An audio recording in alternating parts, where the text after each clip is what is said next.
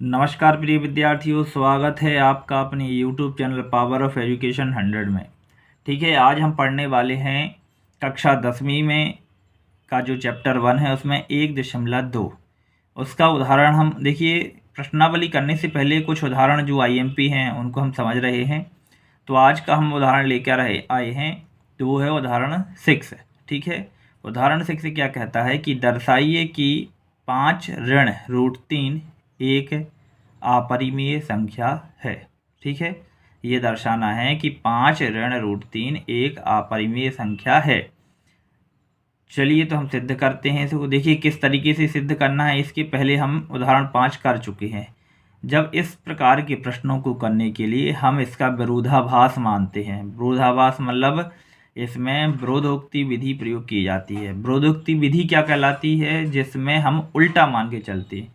हमें क्या दर्शाना है कि ये क्या है, एक अपरिमेय संख्या, तो हम इसका उल्टा लेके चलेंगे कि ये क्या है, एक परिमेय संख्या है। ठीक है, चलिए देखते हैं।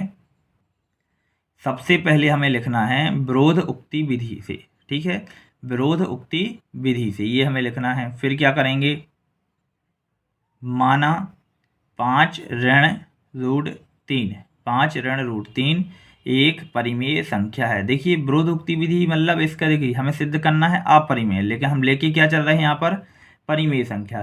तो माना 5 ऋण रूट 3 एक परिमेय संख्या है। ठीक है, देखिए पिछले प्रश्न के जैसे 5 ऋण रूट 3 बराबर क्या हो जाएगा, P/Q। जब परिमेय संख्या होती है तो परिमेय को हम P/Q के रूप में लिखते हैं। तो इसको हम, ये बराबर किसी हो जाएगा, P/Q के, जहाँ पर क्या होता है, P और Q सह अभाज्य पूर्णांक होते हैं। क्या होते हैं? सह अभाज्य पूर्णांक, जहाँ Q क्या नहीं होना चाहिए, 0 के बराबर नहीं होना चाहिए। ठीक है, अब हम क्या करेंगे, इनका आपस में तिर्यक गुणा कर लेंगे। ठीक है, इसका यहाँ पर गुणा करेंगे, यहाँ कुछ नहीं है तो एक का गुणा इसमें होगा, तो कोई फर्क नहीं पड़ेगा। चलिए देखते हैं। तो यहाँ क्या करेंगे, हम पक्षांतर कर देंगे। ठीक है ना, तो मैंने क्या किया कि ये जो है, देखिए आपस में ध्यान दीजिए, यहाँ पर मैंने जो पक्षांतर किया हुआ है तो इसका यहाँ पर पक्षांतर किया गया। ठीक है, तो ये क्या था, -3 किस में बदल जाएगा, +3 में। ठीक है, और इसका इस साइड पक्षांतर किया तो क्या हो जाएगा, इस साइड पक्षांतर किया तो ये प्लस का था तो हो जाएगा माइनस में। तो क्या हो जाएगा, 5 ऋण P/Q बराबर क्या आ जाएगा, √3। कैसे? पक्षांतर करने पर।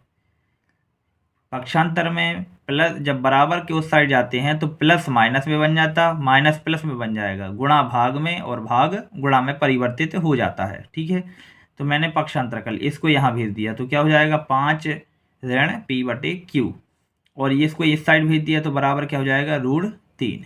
ठीक है, चूंकि P और Q क्या होते हैं, पूर्णांक है। P और Q क्या है, पूर्णांक हैं, इसलिए 5 ऋण P/Q 5 ऋण P/Q क्या है, परिमेय संख्या है। ठीक है, 5 ऋण P/Q क्या है, परिमेय संख्या है। अब इसके बाद देखिए, लेकिन सिद्ध क्या करना था हमें, अपरिमेय संख्या, और यहाँ हम क्या लिख रहे हैं, 5 ऋण। तो ध्यान दीजिए, ये वाला पक्ष की बात हो रही है, ये वाला जो पक्ष है वो क्या है, परिमेय संख्या है। ठीक है, परंतु हम जानते हैं कि √3 अपरिमेय संख्या है। देखिए इसके पहले जो है हम ये सिद्ध कर चुके हैं, दर्शा चुके हैं कि √3 क्या है, अपरिमेय संख्या है। तो यहाँ पर क्या है, ये परिमेय संख्या और इस साइड क्या, अपरिमेय संख्या। परंतु हम क्या जानते हैं कि ये क्या है, एक √3 जो है वो क्या है, एक अपरिमेय संख्या है।